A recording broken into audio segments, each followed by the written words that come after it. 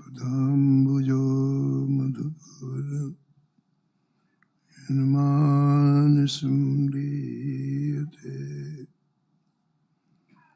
सीताराम गुणावली निस्यदिव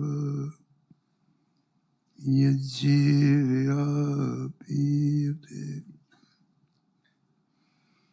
सीताराम विचित्ररूपमनिशम्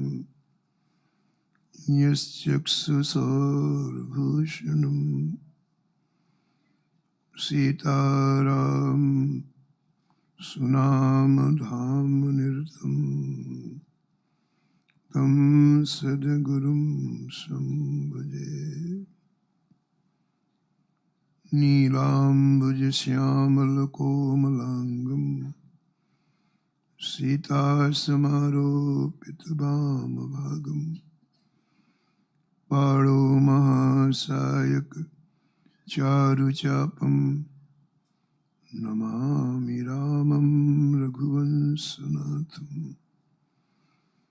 यत्र यत्र रघुनाथकीर्तनं तत्र तत्र कृतमस्तकाञ्जलिं वाष्पवारि परिपूर्णलोचनं मारुतिं नमत राक्षसान्तकम् वाञ्छाकल्पतरुभ्यश्च कृपा सिन्धुभ्येव च पतितानां पावनेभ्यो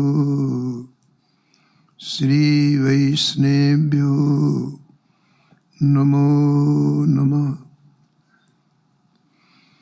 भक्त भक्ति भगवन्त गुरु चतुर्नाम वपुएक इनके पद वंदन किए नासत विघ्न अनेक हरजू आय विराजिए कथा सुनहु इतिहास तुम श्रोता या माल के तुम पद रजमवास तुम पीछे जो और हैं श्रोता ने रस खान इनके सकल मनोरथ पुरवहु श्री भगवान। राधे राधे गोविंद गोविंद राधे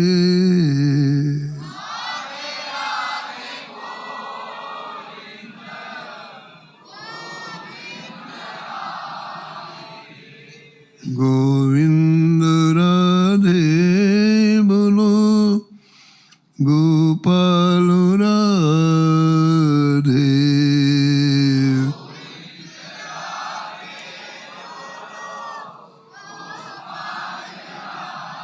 राधे राधे गोविंद गोविंद राधे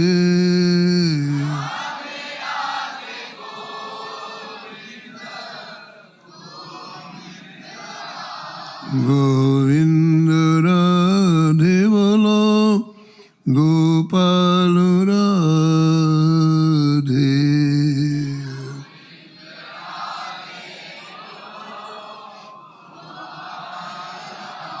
राधे राधे गोविंद गोविंद राधे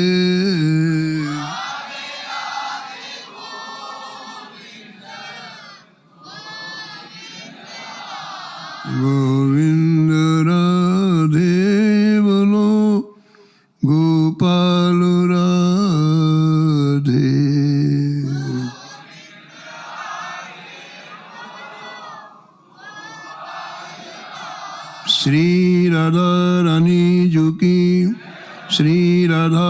वल्लभ लाल जी की, श्री हिथरवंश महाप्रभु जी की, श्री सेवक जी महाराज की, सब संत भगवान की, श्री बांके बिहारी लाल की, श्री जानकी वल्लभ लाल की, श्री मंगल मूर्ति हनुमान जी महाराज की, श्री गिरिराज जी महाराज की, श्री यमुने महारानी की, श्री वृंदावन धाम की, परम पूज्य अनंत श्री भूषित ब्रज रस रसिक परम पूज्य श्री महाराज श्री की, उनके परम पावन दिव्य सद्गुरुदेव भगवान की, उनके समस्त परिकरों की जय जय श्री राधे।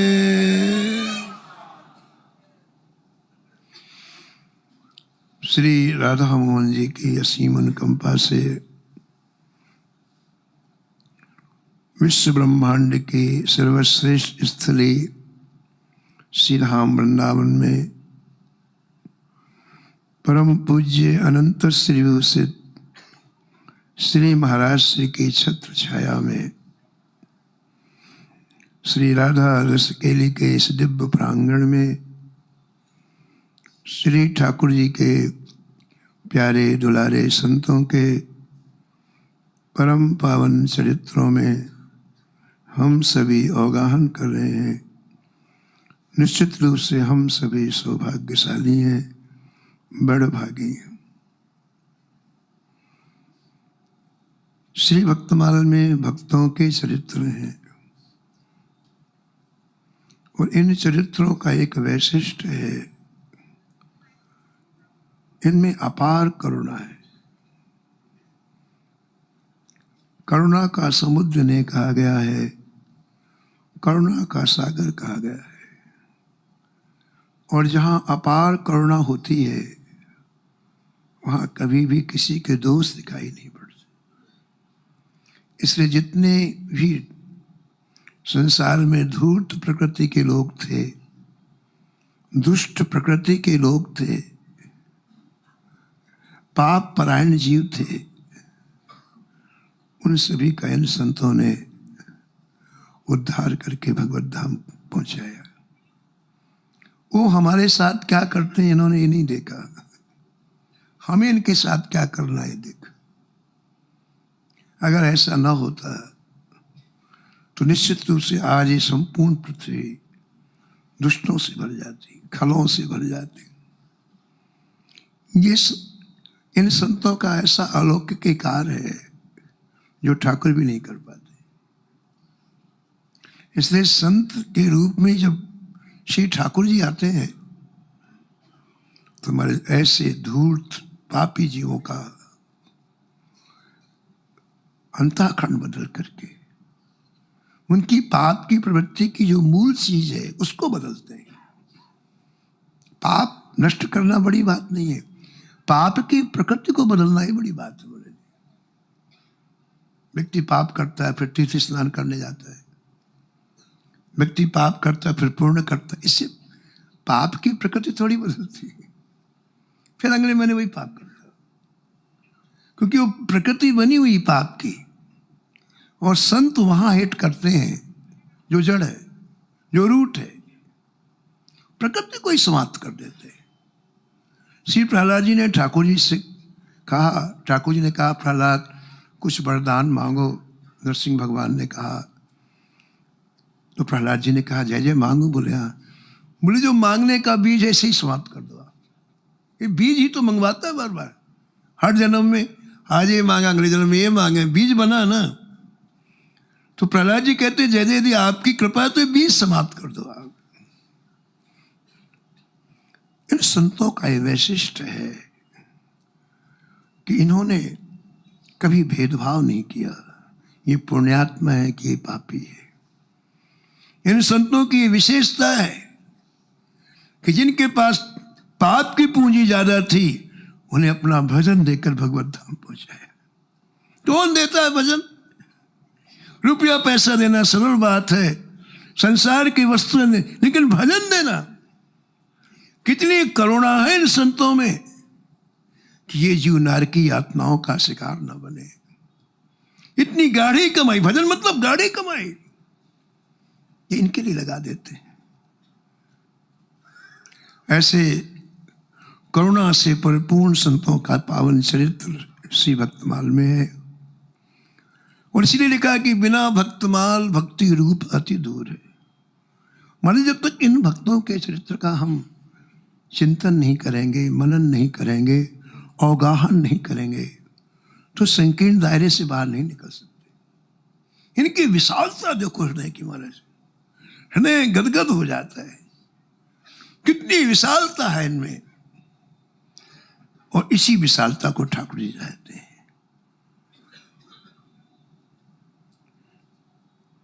श्री भक्ति महारानी का श्रृंगार प्रारंभ में श्री प्रियादास जी महाराज ने किया है, वही आप परम पावन चरित्र श्रवण कर रहे हैं। उसमें प्रियादास जी महाराज कहते हैं, आभरण नाम हरि साधु सेवा कर्ण फूल, मानसी सुनत संग अंजन बनाइए। भक्ति महारानी के श्रृंगार में प्रियादास ने भक्ति महारानी को अंजन लगाया है। अंजन क्या है? प्रियादास जी महाराज कहते हैं सत्संग, सत का संग। कितनी अच्छी बात बताओ, हमारे जीवन में निरंतर सत का संग रहे, खिला हुआ हृदय रहेगा। खिला हुआ कमल कितना अच्छा लगता है, ऐसे सत का संग जब मन को मिलता है हृदय खिल जाता है हमारे अपने आप। ये भ्रम निकाल दो आप लोग, किसी वस्तु से हमें प्रसन्नता होगी, किसी व्यक्ति से होगी, किसी परिस्थिति से होगी। व्यक्ति के दुख का कारण है, वो कारण तक नहीं पहुंचता। संसार की कोई वस्तु किसी को कभी भी प्रसन्न नहीं कर सकती है, कोई व्यक्ति कभी भी प्रसन्न नहीं कर सकता है, कोई परिस्थिति कभी प्रसन्न नहीं कर सकती। क्यों नहीं कर सकती? उसमें सुख हो तब ना करेगी। लेकिन एक भ्रम बैठ गया है। बिहारी जी यदि प्रकट होते तो ये दे दो, ये दे दो, ये दे दो। मतलब कितनी मूर्खता है कि जिसमें सुख नहीं है उसे हम मांगते। बिहारी जी को नहीं मांगते, ये दे दो महाराज हमें। तो ये जो भ्रम है, ये केवल संतों के द्वारा उसकी निवृत्ति होती है। करोड़ों जन्म लोगे आप यही मांगोगे, ऐसा बैठ गया आपके हृदय में कि ये करने से सुख होता है, ये करने से सुख होता है। बिल्कुल निरर्थक, बिल्कुल निरर्थक, है ही नहीं वहां कुछ।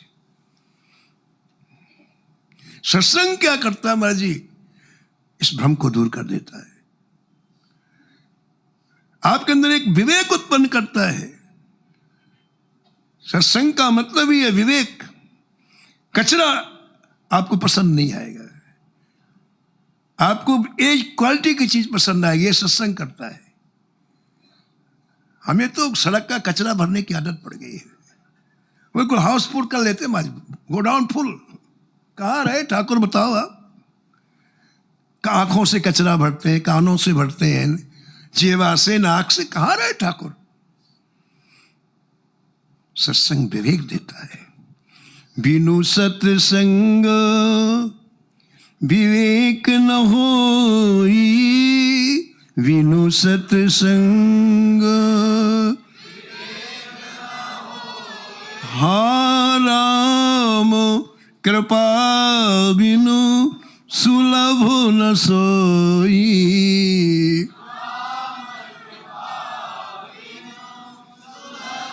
हम सब इस समय सत्संग में बैठे हैं, ये राधा मोहन जी की सीधी दृष्टि पड़ रही है हम लोगों के ऊपर। किसी में इतनी सामर्थ्य नहीं अपने आप सत्संग में आ जाए, किसी पुरुषार्थ में ताकत नहीं है।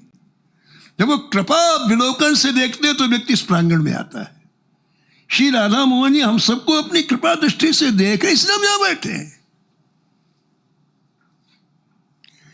ठाकुर जी कहते मैं इससे बस में हो जाता, कमाल हो गया। योग से बस में नहीं होते, ध्यान से बस में नहीं होते, व्रत से नहीं होते, तीर्थ यात्रा से नहीं होते, अनेक तरह के सत्कर्म करने से नहीं होते। लेकिन साफ भागवत में कहते हैं उद्धव मैं सत्संग से बस में हुए। कारण क्या है? इतना बढ़िया निर्मल हृदय बना देता है सत्संग कि ठाकुर पीछे पीछे घूमता है। पीछे पीछे हरि फिरे कहत कबीर कबीर। ये सत्संग महाराज। कबीर जी के पास श्री राम जी का बुलावा आया। कहा कबीर जी से कि अब चलो साकेत धाम चलो। ठाकुर जी का बुलावा है। ठाकुर जी ने कहा चलो भाई अब यहाँ का तुम्हारा काम हो गया। सर कबीर जी रोने लग गए। राम बुलावा देख के कबीरा दियो रोए। अरे राम के बुलावे में तो जाना चाहिए, खुशी खुशी क्यों रो रहे हो, क्यों रो रहे हो? कभी बोले माँ जी वहां सत्संग नहीं, यहाँ सत्संग है। कितनी सत्संग की महिमा देखो आप। कभी जी बोले यहाँ सत्संग में जो मस्ती है वहां नहीं मिलेगा सत्संग, हमको यही अच्छा लगता है? साकेत भगवान ने जब राम जी ने यहाँ की लीला पूरी की तो पूरे अयोध्या वासियों को दिव्य विमान में बैठा बैठा के साकेत ले जा रहे। कीड़े मकोड़े पशु पक्षी सब। हनुमान जी खड़े थे सरजू जी के किनारे। राम जी ने कहा हनुमान क्या बात है, बैठो, सीट खाली है। हनुमान जी कहा जय जय मैं नहीं जाऊंगा। क्यों नहीं जाओगे? बोले जब तक इस पृथ्वी में एक व्यक्ति सत्संग करेगा मैं आने वाला नहीं हूं। साकेत प्रियता देखो आप, कुछ है तब तो प्रियता है। सत्संग अलौकिक। सत्संग मिलना मेरा सारे भ्रमों का नष्ट हो जाना है। बड़े भाग, छोटे भाग नहीं, बड़े भाग पाइए सत्संगा। बड़े बहुत पुण्य एकत्रित होते हैं तब आप सत्संग की इस शहर दीवारी के अंदर आते हो। बिना ही प्रयास होए भव भंगा। बिना ही व्यक्ति संसार में बार बार जन्म लेता है, मृत्यु का शिकार क्यों होता है? भ्रम। इस भ्रम की निवृत्ति सत्संग से होती है। सत्संग को भक्ति महारानी का अंजन बताया गया है। अंजन आंख में लगाने से नेत्र के विकार दूर होते हैं। अंजन आंख में लगाने से नेत्र को दूरदृष्टि प्राप्त होती है। ऐसे ही सत्संग जीवन में करने से अंतःकरण के विकार नष्ट हो जाते हैं। सत्संग जीवन में करने से हम बहुत दूरगामी परिणाम का सोचते हैं। सत्संग को अंजन मानना है। रानी रत्नावती जी का परम पावन चरित्र इस सत्संग को स्पष्ट करने के लिए आप सुन रहे थे। रानी रत्नावती का पहले का जीवन अत्यंत भौतिक था। जैसे कि राजा का रानी का जीवन होता है, जिनका लक्ष्य केवल संसार के विषय, बस कुछ नहीं, इसके आगे कुछ नहीं, इसी को सर्वोपरि मानते हैं लोग। वही रानी रत्नावती का जीवन था। लेकिन आपने इसके पहले श्रवण किया कि किसी पुण्य के कारण एक ऐसी परम रसिका दासी मिल गई महाराज, जिसके रोम रोम से भगवान नाम निकलता था, जिसने अपनी भक्ति रूपी निधि को छिपा के रखा था। उस निधि को छिपाने के लिए उसने दासी का काम चालू कर दिया। कोई नहीं जानता था कि कोई भक्त है, लोग तो काम करने वाली दासी है। जिस रानी की उसने वर्षों से, वो भी नहीं जानती थी, इतना छिपा के रखा। लेकिन हमने एक दिन आपके चरणों में निवेदन किया था, ऐसे छिपे हुए रसिकों को कभी कभी ठाकुर जी प्रकट करते हैं। ये ठाकुर जी की मौज है। अपने आप को पूरी तरह जो छिपा के रखते हैं, ऐसे रसिकों को कभी कभी श्री माधव श्री ठाकुर जी प्रकट करते हैं। श्री ठाकुर जी ने आज इस परम रसिका दासी को प्रकट किया है। कैसे प्रकट किया? भाव में भर के आधी रात में श्री ठाकुर जी के विरह में वो रो रही थी।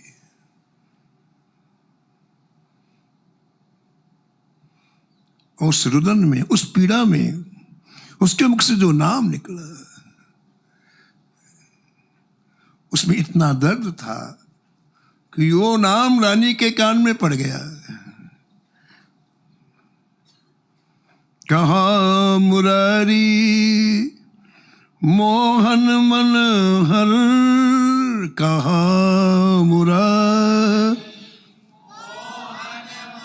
कहाँ है वृंदावन चंद्र, कहाँ है वृंदावन बिहारी, क्यों आंखों के सामने नहीं आते हो? मेरे नैना खोजत डोले, मेरे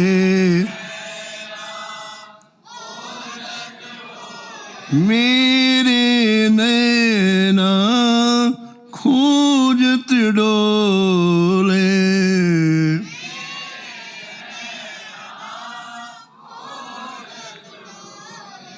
कहाँ मुरारी मोहन मन हर, कहाँ मुरारी यूं कही कहे नित बोले, यूं कही कहे नित मेरे नैना खोजत डोले, मेरे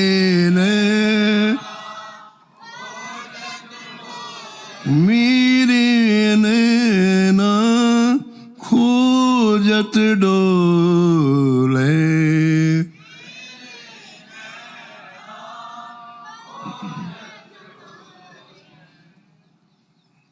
दर्द से भरी हुई, विरह से भरी हुई, पीड़ा से भरी हुई आवाज जब कान में पड़ी, रानी पलंग से उठ के बैठ गई और उसने 1 मिनट में बड़ा भारी परिवर्तन अपने जीवन में देखा। जो मन निरंतर संसार का चिंतन करता था वो वृंदावन चंद्र का चिंतन करने लगा। यही सत्संग है। सत्संग कोई जानकारी नहीं है बाबा कि हमने 4 चीजें जान ली और फिर प्रवचन करना, ऐसा नहीं है। सत्संग यानी जीवन बदलना, सत्संग माने जीवन में क्रांति आना। अगर सत्संग सुनने के बाद आप वैसे के वैसे, तो क्षमा करना, कुछ भी नहीं सुना आपने, अपने आप को धोखा दिया। लोग कहते अपने आप को धोखा देते, कैसी विचित्र बात है भाई। दूसरों को दो तो ठीक है, अपने आप को धोखा देते। सत्संग का मतलब ही है कि जैसी प्यास संसार के लिए है उससे अनंत गुना प्यास ठाकुर जी के लिए हो जाए, उसी का नाम सत्संग है। एक नाम रानी के कान के अंदर गया और कमाल की बात, तो उसका मन पूरी तरह निर्विषय हो गया। वो मन कौन है वृंदावन चंद्र, कौन है श्याम सुंदर। आवाज लगाई दासी को, क्योंकि हर बात में दासी को बुलाती थी रानी। दासी आई तो बोले कौन है ये वृंदावन चंद्र, कौन है। अभी मेरे कानों में सुनाई पड़ा, यहां तो कोई नहीं है, तुम लगता है तुम्ही ने, ये वृंदावन चंद्र कहाँ है।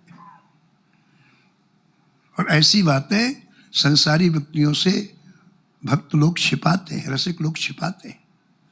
हमने कल कहा था, परसों कहा था, इनके जीवन का स्तर बहुत बहुत नीचे का है। इतनी दिव्य पूंजी को ये नहीं हजम कर सकते। व्यक्ति कुतर्क कब करता है, जब उसको हजम नहीं होती कोई चीज। तो इन लोगों का जो स्तर है वो संसारिक है। संसार की वस्तुओं का गुण देश देखना, हानि लाभ देखना, इसलिए इन चीजों को पकड़ने की क्षमता ही नहीं है। लौकिक व्यक्ति अलौकिक वस्तुओं को नहीं पकड़ सकते, इसके लिए उसको भजन करना पड़ेगा। जब तक भजन की पूंजी नहीं होगी आपका प्रवेश ही नहीं होगा। यहाँ पकड़ ही नहीं किसी चीज में ना, हर चीज में दोष देखोगे। वस्तु का दोष नहीं है, तुम्हारी बुद्धि का ठीकरा है, बुद्धि का दोष है। इतनी तुमने संसार में इस बुद्धि को डुबो दिया है, कोई किसी लायक नहीं रह गई। एक व्यक्ति हमारे आया महाराज, बोले महाराज मैं शिक्षा विभाग में 60 साल से नौकरी कर रहा हूँ और मेरी बुद्धि पूरी तरह से खत्म हो चुकी है। संसार के गलत काम करते करते मेरी बुद्धि अब रह नहीं गई। तो मैं संत के पास एक पहुंचा, बोले महाराज जिसके पास बुद्धि ना हो उसका कल्याण हो सकता है क्या। तो संत ने कहा हो सकता है। बोले कैसे। बोले पेन लो और कॉपी लो और लिखो राम राम राधे राधे लिखो, हो जाएगी, बुद्धि आ जाएगी तुमको। बुद्धि हमारी इतनी ज्यादा डूब चुकी है, इन चीजों को पकड़ने में असमर्थ हो गई। तो रानी ने कहा कि मेरे को क्या हो गया, जो मेरी बुद्धि निरंतर संसार का चिंतन करती थी उसमें श्री ठाकुर जी के लिए इतनी पीड़ा, इतना दर्द। उससे पूछा दासी से, तो दासी ने छिपाने का प्रयास किया, लेकिन कुछ ऐसी चीजें होती जो छिपती नहीं है। उसने कहा नहीं नहीं, मुझे तुम ये बताओ है कौन है। और तब अति उत्कंठा देख, ये भक्ति तत्व, ये राधा तत्व, ये कृष्ण तत्व उसी से कहना चाहिए जिसके हमें भूख हो। अति उत्कंठा का मतलब बहुत भूख लगी रानी को, ये कौन है, ये कौन है, ये कौन है। और तब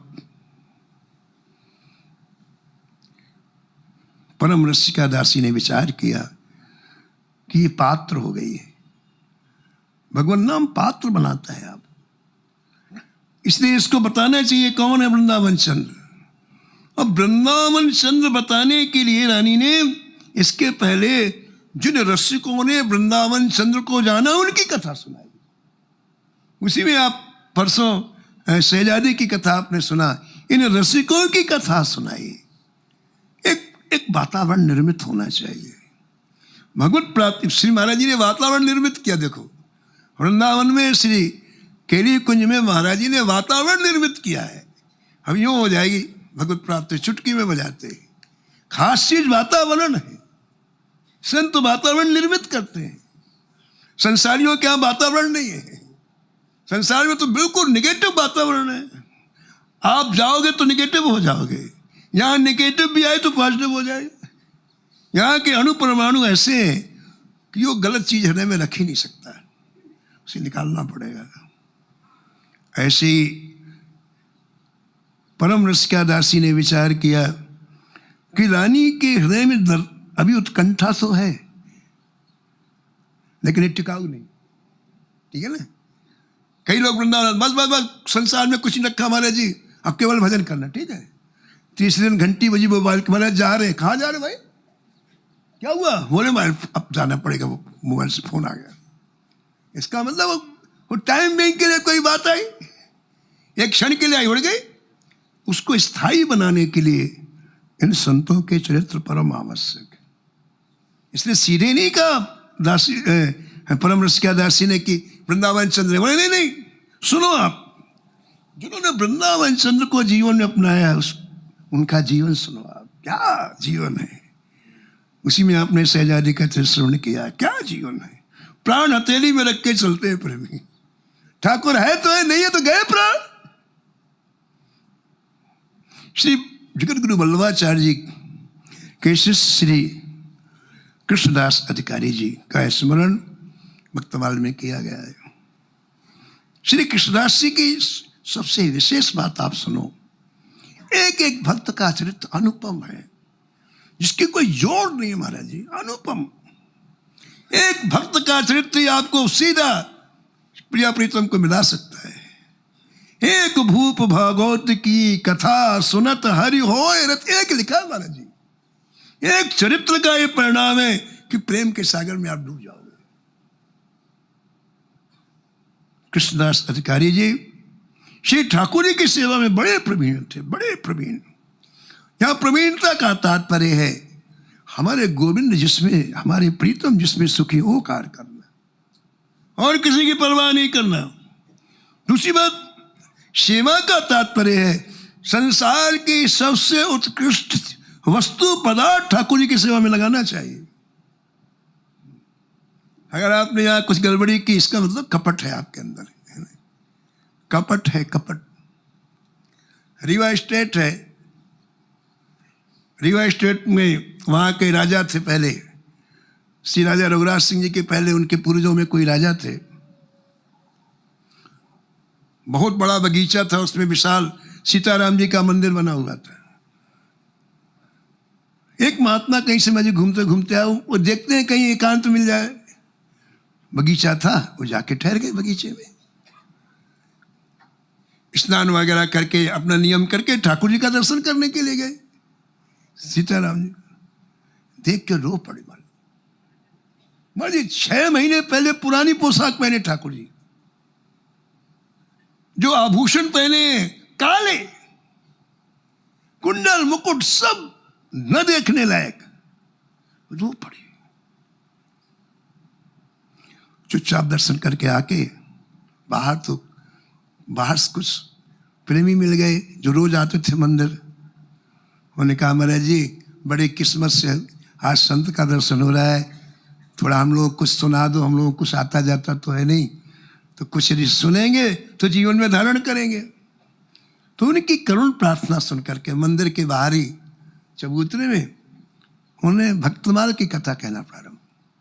सबको हजम हो जाती है भाई भक्तमाल, सबको चाहे छोटा हो बड़ा हो सबके काम की चीज मिल जाएगी। तो इतने वो तो प्रेमी संत थे, इतने प्रेम से माँ जी भक्तमाल की कथा कही कि दूसरे दिन तो भर गया पूरा महाराज जी। तीसरे दिन वहां के राजा को पता चला कि हमारा जो बगीचा है उसमें जो मंदिर है उसमें कोई ऐसे संत आए हैं, ऐसी भक्तमाल की कथा करते हैं, बड़े बड़े आप लोग को भी चलना चाहिए। तो वो राजा रीवा स्टेट का वो राजा मंदिर आया, पता लगा लिया कितने बजे से कथा चालू होती। लोगों ने कहा 9 बजे से 10 बजे तक होती है। तो आया। अब राजा लोग तो आएंगे तो समय पर नहीं आते ना, ये वीआईपी की पहचान है जो समय पर ना आए। वीआईपी वक्ता समय में नहीं आता महाराज जी, ना वीआईपी लोग आते हैं समय पर।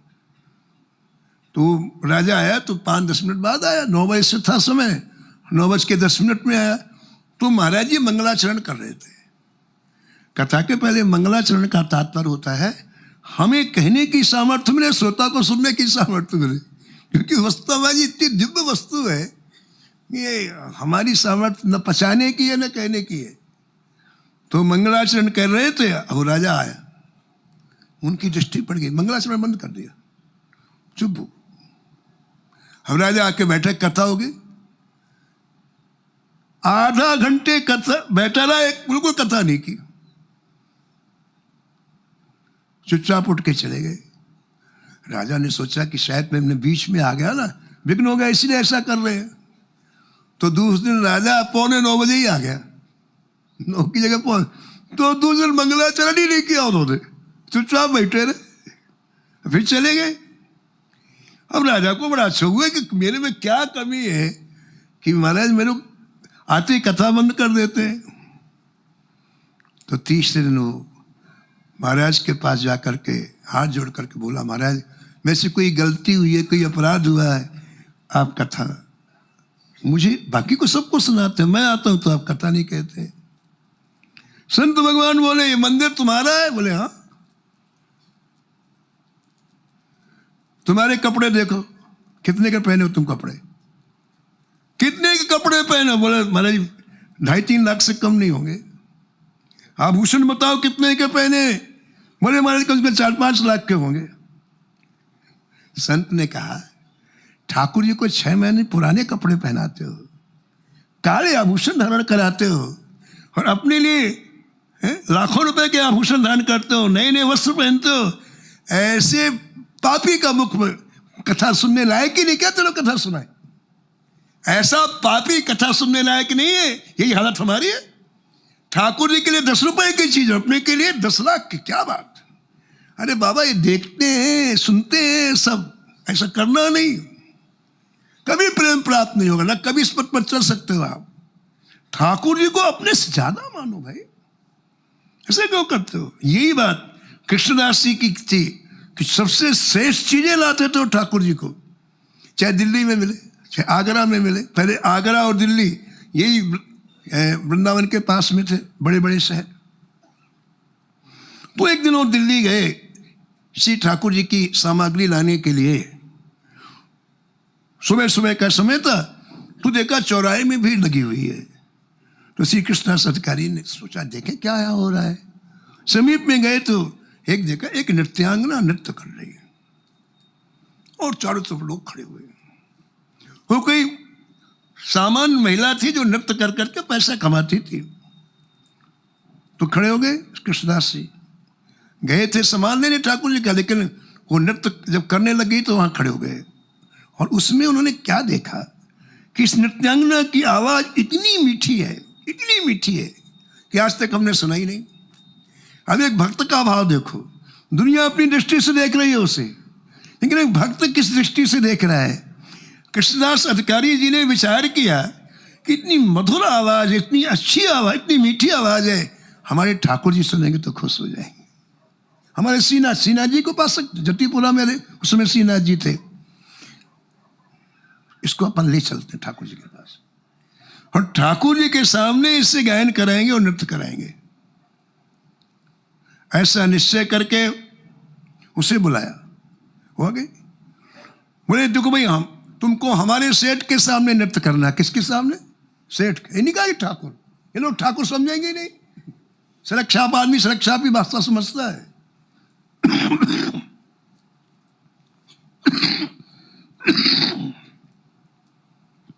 हमारे ठाकुर के सामने नृत्य करना है, करोगे? वो कुछ नहीं बोली तो वो बोले हमारे सेठ के सामने नृत्य करना है।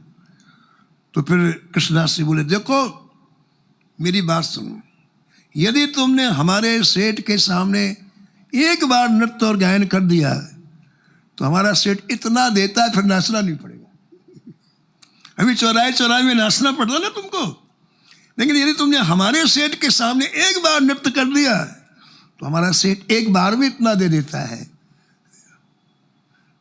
कि व्यक्ति को कहीं आना जाना नहीं पड़ता है। तो उसने समझा बहुत अरबपति सेठ होगा जो एक बार के नृत्य में इतना। बोला हाँ मैं तैयार हूं। बोले ठीक है, फिर अपने समाजियों को भी साथ में ले चलो, आप जो वाद्य वाले हैं, जो कलाकार हैं, सब। महाराज जी उनको जतीपुरा भेज दिया कृष्णदास अधिकारी जी ने दिल्ली से, और जो उन्हें ठाकुर जी का सामान लाना था वो खरीदा उन्होंने। पहले बैलगाड़ी सिस्टम था, वाहन में सबसे बड़ा बैलगाड़ी माना जाता, जिसके पास बैलगाड़ी, अरे क्या कहना मैं, उस जमाने का हवाई जहाज था बैलगाड़ी। बैलगाड़ियों में सामान रखा गया, बैलगाड़ी वहां से चली, यहाँ आए और एक बैलगाड़ी में वो नृत्यांगना उसके समाजियों के साथ जतीपुरा आए। जतीपुरा अपने गिरिराज जी में। श्री कृष्णाधिकारी ने उससे कहा देख भाई, हमारे सेठ के सामने नाचना है तो सेठ को जो पसंद है वही तेरे को गाना पड़ेगा, और जैसा गायन हो वैसी अभिव्यक्ति नृत्य के द्वारा करनी है।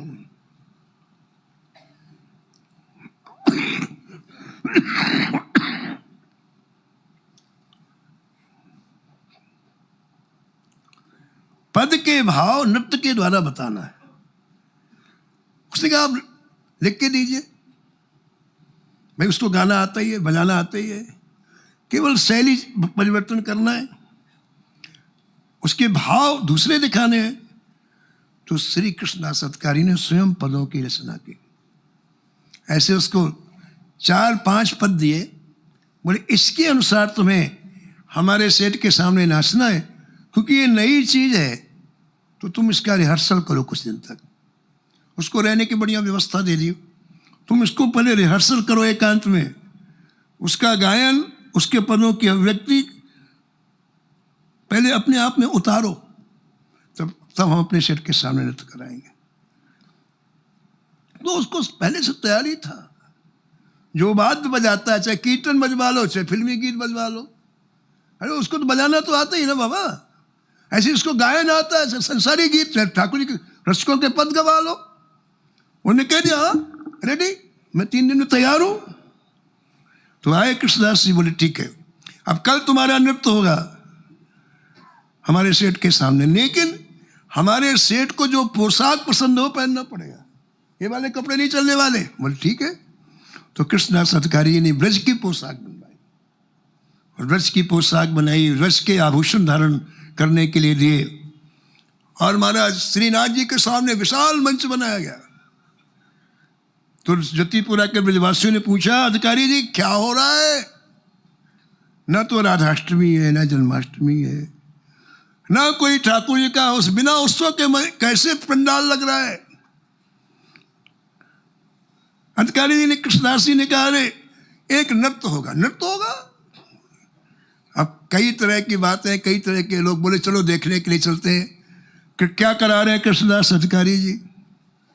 तो महाराज पूरा पंडाल भर गया, और पहली बार श्री कृष्णदास अधिकारी जी ने उस नृत्यांगना को बुलाया।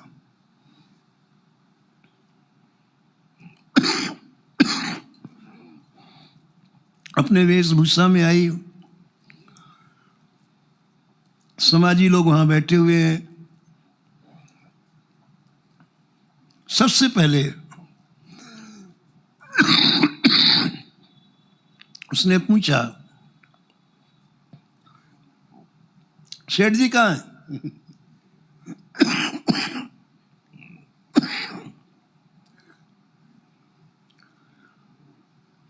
तो महाराज जी उस सामने, जब श्री ठाकुर जी के सामने अधिकारी जी ले गए और जैसे श्री ठाकुर जी को देखा, श्रीनाथ जी को जैसे देखा, मुग्ध हो गए।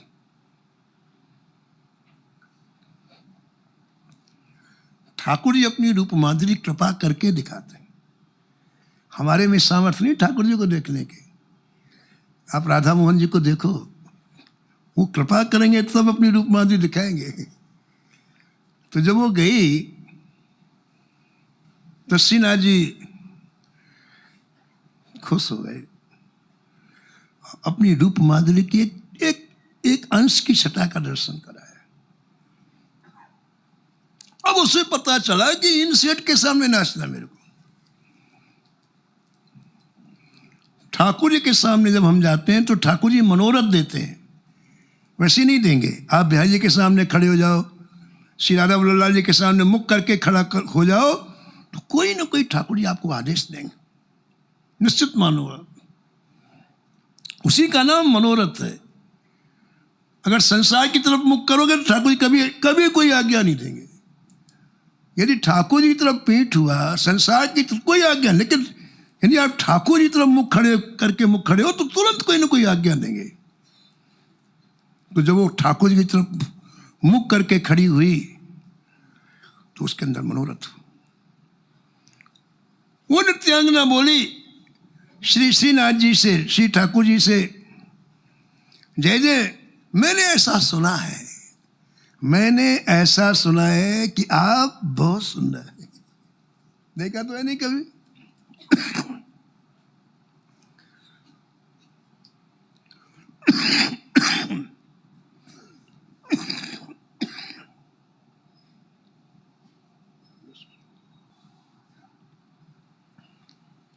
तो मेरी एक गुजारिश है आपके चरणों में, नृत्यांगना बोली, मेरी एक गुजारिश है, एक प्रार्थना है आपके चरणों में कि मेरी जितनी सामर्थ्य होगी उस सामर्थ्य से मैं आपके सामने नृत्य करूंगी, लेकिन आप मुझे आज अपनी उस दिव्य रूप माधुरी की छटा का दर्शन करा दें। एग्रीमेंट हुआ, एग्रीमेंट पहले। मेरी में जितनी सामर्थ्य, आज मैं पूरी सामर्थ्य से नृत्य करूंगी आपके साथ। आपके इसी चरणों में ये प्रार्थना है, आज जिसका बड़े बड़े ऋषि मुनि संत महंत गायन करते हैं, उस रूप माधुरी का आप दर्शन करा दें। ऐसा कह के उसने महाराज आलाप लिया, ऐसा कहकर उसने जो पद लिखा था श्री कृष्णदास जी ने आलाप लिया। महाराज जी क्या ठाकुर जी रसीले हैं, आलाप लेते ठाकुर जी मतलब स्पष्ट रूप से उसको दिखाई पड़ने लग गए। और वो ठाकुर जी को देख के नृत्य कर रही है। मोमन गिरधर छवि पर अटक्यो,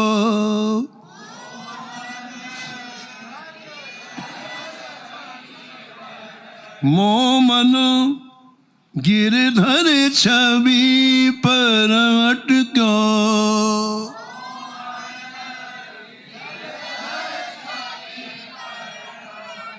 ये ठाकुर की रूप माधुरी। जिस दिन देख लोगे ना, छोड़ना नहीं पड़ता, सब छूट जाएगा। रिहर्सल करने की जरूरत ही नहीं है। नहीं देखा इसलिए सब तरफ चित्त जाता है। एक बार दिख जाए वो, कहीं मन नहीं लगेगा, कहीं आंखें जाएंगी नहीं। जब ठाकुर जी ने अपनी रूप माधुरी दिखाई तो उसका नृत्य बंद हो गया। हाँ, फिर ये हाथ पैर काम नहीं करते, व्यक्ति जड़वत हो जाता है। गायन बंद हो गया, नृत्य बंद हो गया। और पता है उसने क्या कहा ठाकुर जी से, जय जय, आपने मेरी हृदय की आकांक्षा पूर्ति कर दी। मैं इस दिव्य रूप माधुरी को देखना चाहती थी, आपने कितनी बड़ी कृपा की। अहेतु की कृपा की आज मुझे इन नेत्रों से रूप माधुरी दिखाई पड़ती है। एक भक्त का जीवन देखो, ये अभी अभी भक्त बन गई, अभी तो सड़क में नाचती थी महाराज। ये सत्संग देखो आप, सत्संग की विधा देखो कि एक महापुरुष का संग थोड़ा सा मिल गया, ये तो बोले जी महाराष्ट्र की अधिकारी बन गई। कमाल है यार, क्या सुनाए सत्संग, कमाल। उसने कहा ठाकुर जी से कि आपने मेरे ऊपर इतना अनुग्रह किया, कृपा किया, ऐसी सुंदर छवि का दर्शन दिया। फिर अपने मन से कहा ठाकुर जी ने पहली बार मुझे इतनी सुंदर रूप माधुरी दिखाई है, तो मुझे कुछ निछावर करना चाहिए ना। लोग पहली बार ठाकुर जी का दर्शन करने आते निछावर करते महाराज जी, रसिकों का ये ऐसा नियम होता है। हमारे एक संत आए जानकी लाला जी का दर्शन करने के लिए पहली बार, तो मुझे 2 थैलियां रखी उन्होंने, एक बाएं कंधे में एक दाएं, उसको पंखुड़ियों से भरवा के रखा और सड़क से पंखुड़ी उड़ाते हुए आए। पहली बार जा रहे हैं तो निछावर करेगा, और संत की मौज, और यूं पंखुड़ियां उछालते उछालते फिर ठाकुर जी के पास पहुंचे। तो उस नृत्यांगन ने विचार किया कि ठाकुर जी ने अपना काम तो कर दिया। मैंने कहा उन्हें रूप में अब मुझे कुछ ना कुछ निछावर करना चाहिए। अब देखो आप क्या करूं निछावर ठाकुर जी को, जैसी चीज हो वैसी निछावर होनी चाहिए, यही तो नहीं हो ना महाराज जी। जैसा व्यक्तित्व हो वैसी निछावर करना चाहिए, और रूप माधुरी जितनी सुंदर है उतनी सुंदर निछावर होना चाहिए। तो उसने एक बार अपने पास देखा, मेरे पास क्या है निछावर करने के लिए। बोले आभूषण, बोले नहीं नहीं नहीं, उनके लायक नहीं। जहां जहां मन दौड़ा, मन कहता नहीं है ठाकुर के लायक नहीं है। कहा ठाकुर की रूप माधुरी, कोई मूल्यवान चीज दूं मैं। और अंत में उसके मन में आया कि शरीर में सबसे मूल्यवान वस्तु प्राण होते। शरीर में सबसे मूल्यवान वस्तु क्या होता है? प्राण होता है। आज मैं रूप माधुरी के देखने के बदले अपने प्राणों को निछावर करूं। 1 मिनट नहीं लगा महाराज जी, वो वहीं से सीधे श्रीनाथ जी के पास गई और अपना सिर झुकाकर कहा जय जय, अपनी निछावर स्वीकार करो, एक क्षण में प्राण छोड़। कृष्णदास किए प्राण निछावर,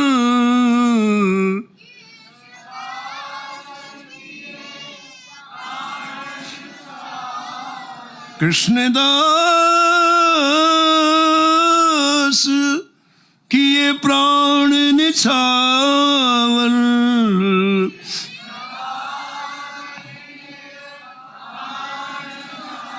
यह तन जग सिर पट क्यों,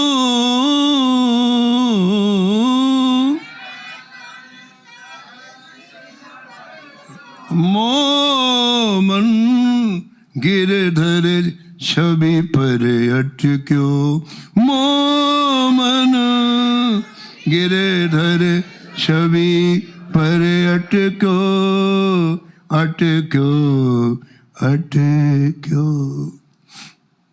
महाराज जी इतनी अच्छी उसे कथाएं लगने लग गई रसिकों की रानी को। उसने कहा अब तुम कमरे के बाहर न जाओ, तुम पलंग पर विराजमान हो, मैं नीचे बैठूंगा, तुम मेरे गुरु, मैं आपकी दासी।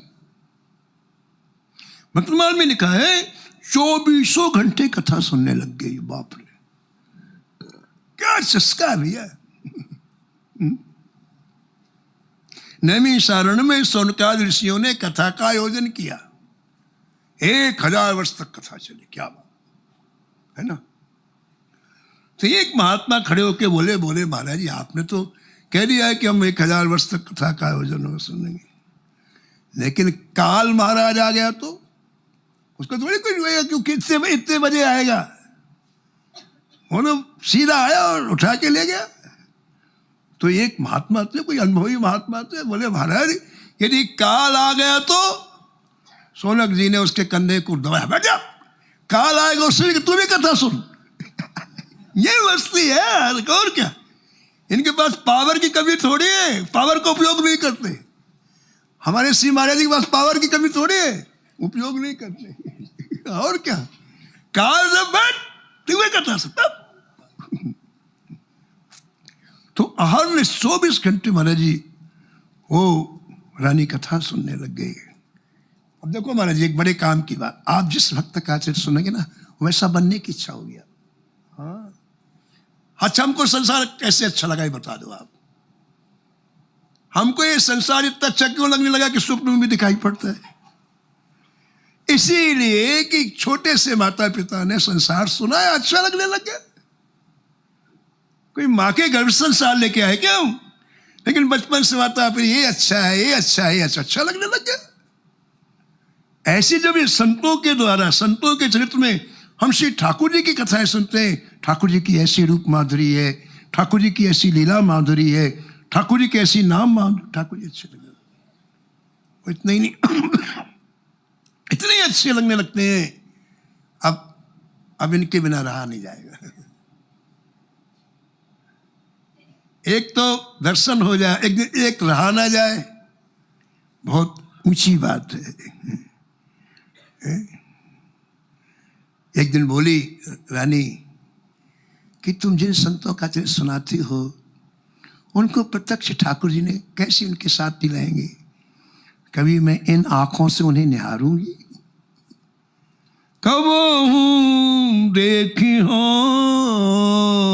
इन नैनन, कब हूं सुंदर श्याम मनोहर मूर्ति,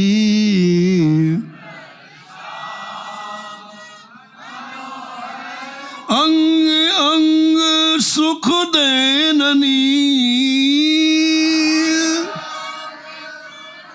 कब हूं देखी हो इन नैनन, वृंदावन बिहार दिन दिन प्रति,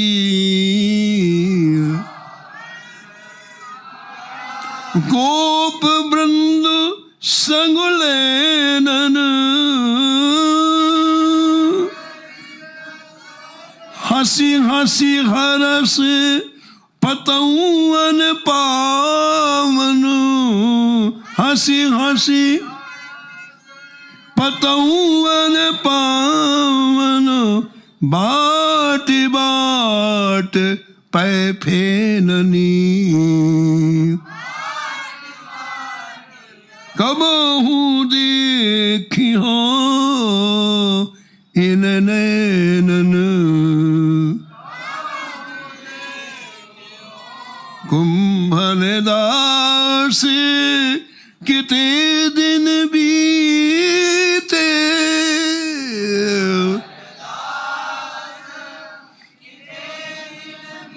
किए रैन सुख सैननी,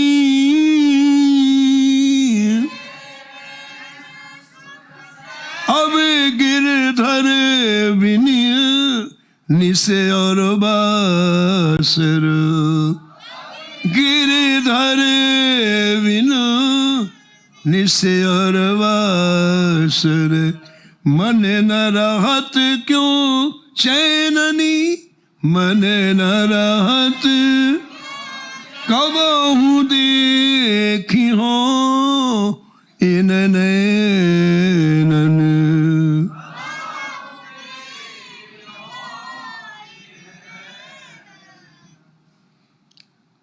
रानी ने कहा दासी गुरु तुमने जब से कथाएं सुनाई है संतों की तब से हृदय के अंदर चले गए हैं, कानों के माध्यम से इनके गुण और महिमा का श्रवण करते करते ये मेरे हृदय में समा गए हैं। अब मैं चाहूं तो इन्हें नहीं निकाल सकती हूं। क्यों? बोले ये टेढ़े हैं, सीधा तो निकल, कांटा सीधा लगे तो निकल जाता है, टेढ़ा कांटा नहीं निकलता। बड़ी मुश्किल, डांट गए ये नहीं निकलेगा, ऑपरेशन करना पड़ेगा। बोले टेढ़े यदि चले गए तो निकलने वाले नहीं है। इसलिए अब मेरी एक प्रार्थना है आपके चरणों में, और प्रार्थना ये है कि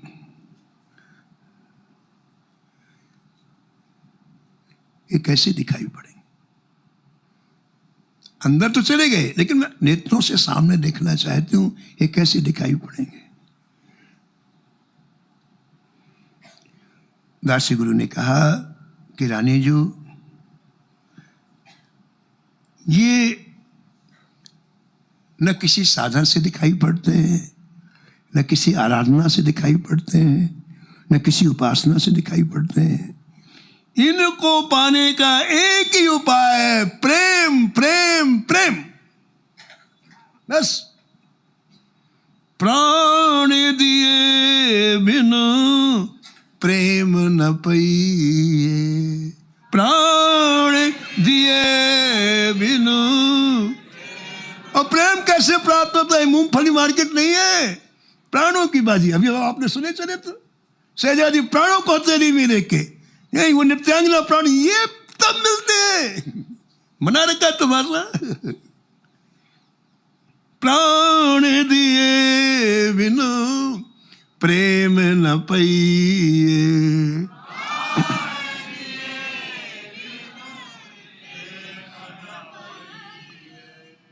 ऐसो महंगो आह सकीरी, सो महंगो कही दो कैसे लइए।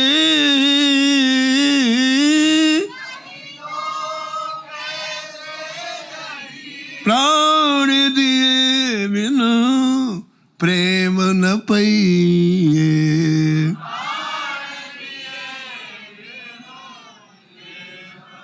लाल बिहारी को यह सर्वस्व,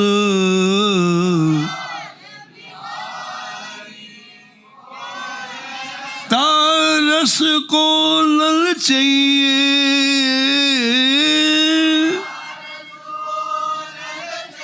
अद्भुत छवि रस की वह धारा,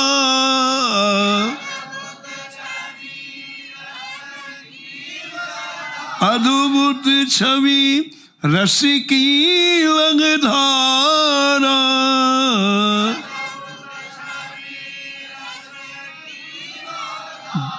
ध्रुव मन तहाँ बसइए। श्री ध्रुवदासी का पद है, ध्रुव मन तहाँ बसइए। प्राण दिए बिनु प्रेम न पइए।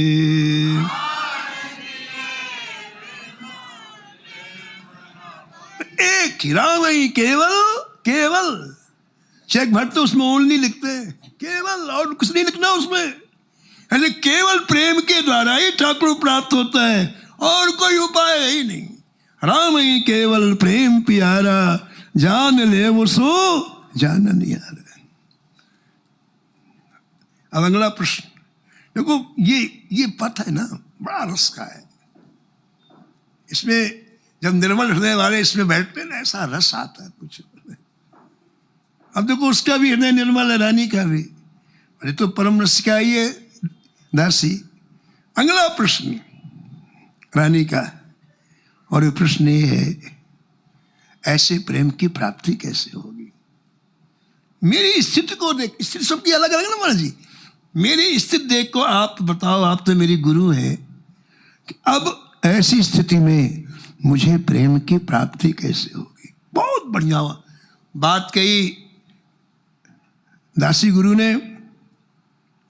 देखो रानी जी, जैसे हम किसी वृक्ष के जड़ में जल देते हैं तो संपूर्ण वृक्ष पुष्ट होता है। उसकी शाखा भी पुष्ट होती है, उसका तना भी पुष्ट होता है, उसके पत्ते भी पुष्ट होते हैं, उसके फूल भी पुष्ट होते हैं, उसके फल भी पुष्ट होते हैं। जड़ में दिया गया जल अपने आप सब जगह पहुंच जाता है।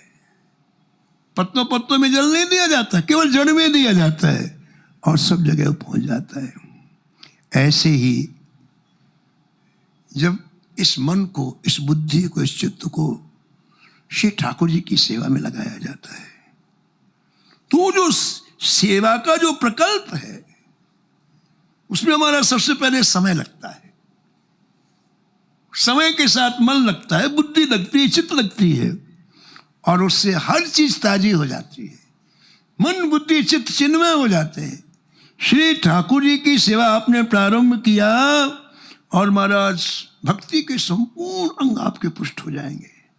हरिराम व्यास जी लिखते हैं, व्यास न साधन सकल समो, व्यास न साधन हरि सेवा समतुल, हरि सेवा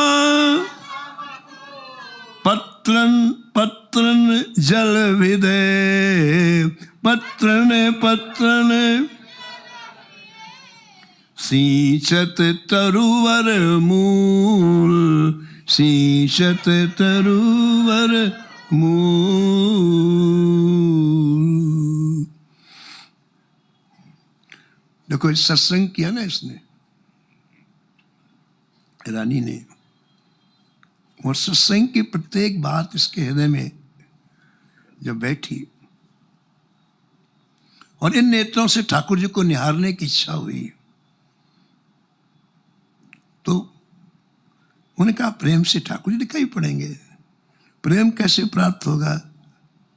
तो बोले तुम अब, अभी तक तुमने सत्संग सुना, अब एक काम करो, श्री ठाकुर जी की सेवा निज कर कमलों के द्वारा निज महल में करो। तुम कैसी विचित्र बात माला जी, जो वो महल अभी संसारी विश्व भोगों का अड्डा था, सत्संग भवन बन गया। वही लोग, वही स्थल, लेकिन अब वहां 24 घंटे सत्संग होता है जी। अब सत्संग ने वहां मंदिर बनने वाला, उसी महल में अब दिव्य मंदिर बनने वाला है।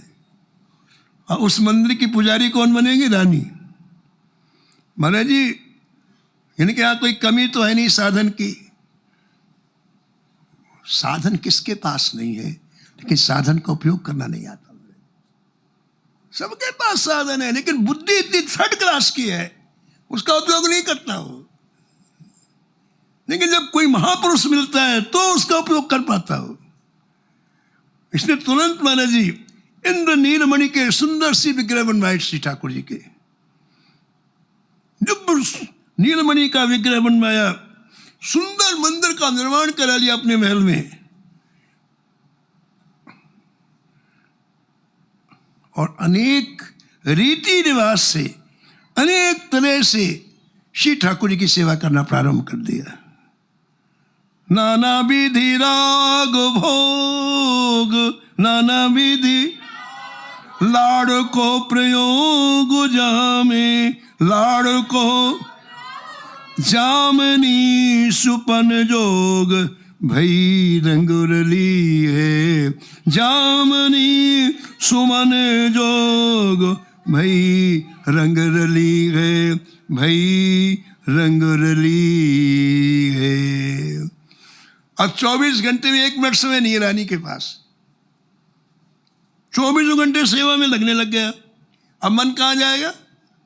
हम भगवान में 24 घंटे मन कहाँ जाएगा? मन ऐसे नहीं लगता, ऐसे लगता है सेवा के माध्यम से मन लगेगा। ये माला आपको बहुत पसंद है, बहुत पसंद है माँ जी, बहुत अच्छी माला है, पसंद है आपको, आपका मन लगा हुआ है इस माला में। आपने जैसे ये माला हमको पहने, आपका मन भी आएगा उसके साथ। ये सिस्टम है हमारे। अभी सबका मन रुपयों में लगा हुआ है, जितने हैं महाराज जी सबका लगा हुआ, बिल्कुल। उसमें कोई मीटर ऐसा हो तो लगा के देख लो आप।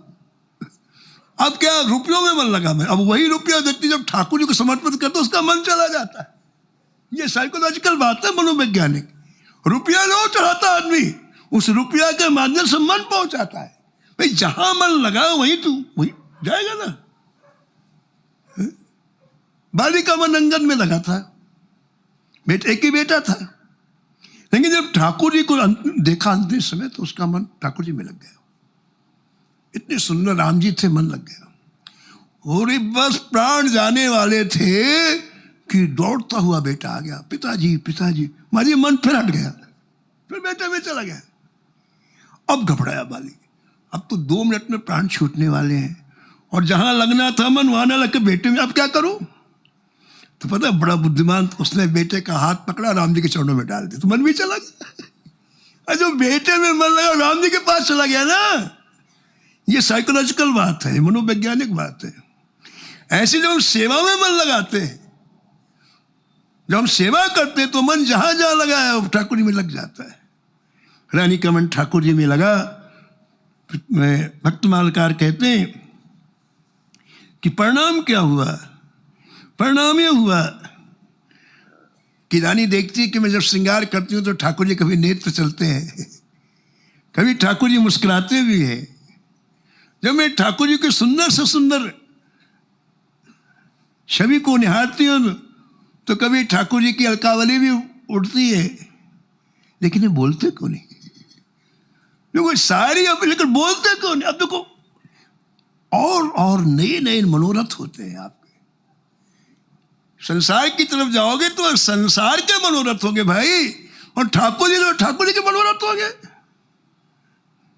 तो अब सेवा में जब मन लगा तो अब एक नया मनोरथ हुआ कि ठाकुर जी मेरे से बोलते क्यों नहीं, हंसते भी हैं।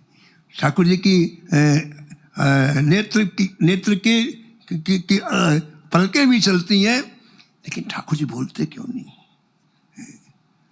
देखो ही चाहत तो कहत उपाय कहा, देखो चाहत तो कहत उपाय कहा।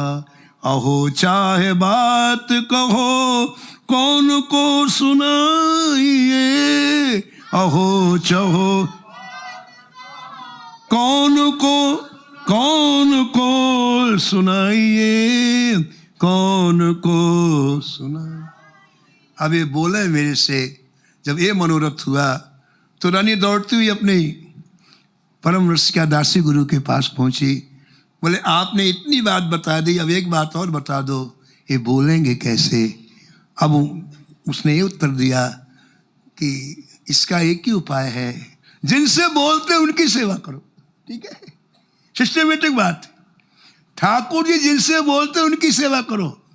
श्री महाराज जी से राधा रानी बोलती है, आप इनकी सेवा करोगे वो आपसे बोलने लग जाएंगे।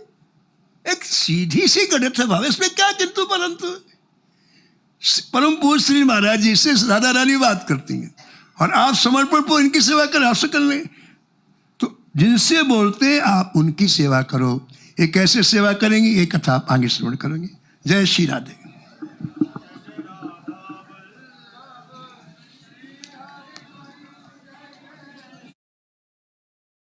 राधा राधा राधा श्री राधा श्री राधा राधा राधा